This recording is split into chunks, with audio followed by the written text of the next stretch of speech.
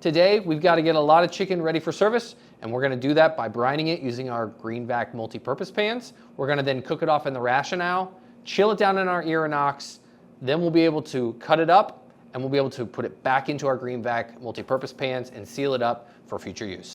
To make our brine, we'll use a little bit of salt, sugar. We'll whisk that up to dissolve it in. We can then add our chicken into our green vac pan, in which we can now seal it up using our Arrow by Hinkleman.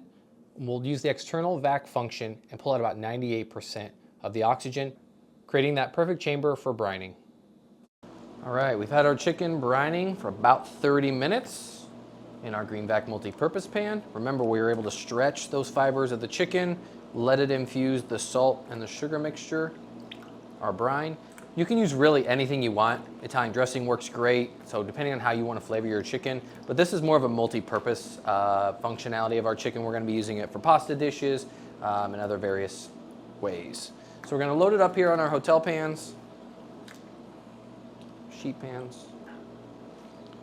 And we're just going to hit it with a little bit of black pepper. Remember, we already got that salt infused in, so we don't need to add any more salt into our chicken.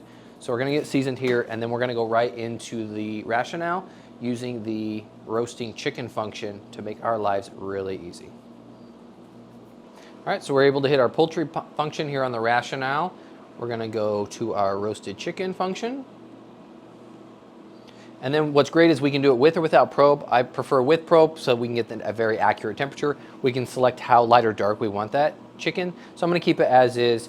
And then even though it says medium, about 163, which is great, we have a couple degrees of carryover cooking that will happen, and that way it's perfect as we reheat this. So the oven's going to preheat, and when it's ready, we'll go ahead and load that chicken in.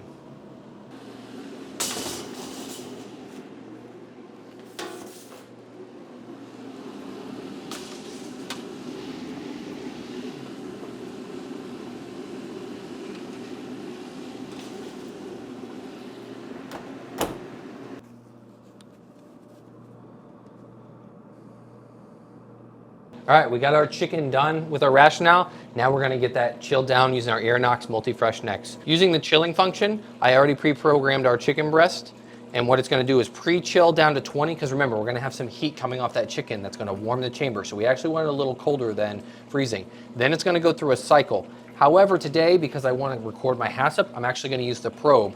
And what the probe will do is start to record, and as it goes through the cycles, if the chicken internal temperature drops faster, it will actually start skipping the cycles. So ultimately, we're gonna get our chicken down below 40, under that 2-hour mark of the food safety zone. So let's go ahead and start.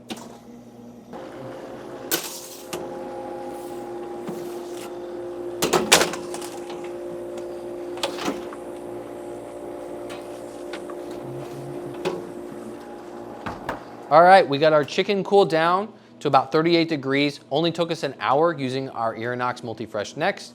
We transferred it into our green vac multi-purpose pan, and now we can store it for future use. We can leave it whole, dice it up, slice it up, however we want to use it.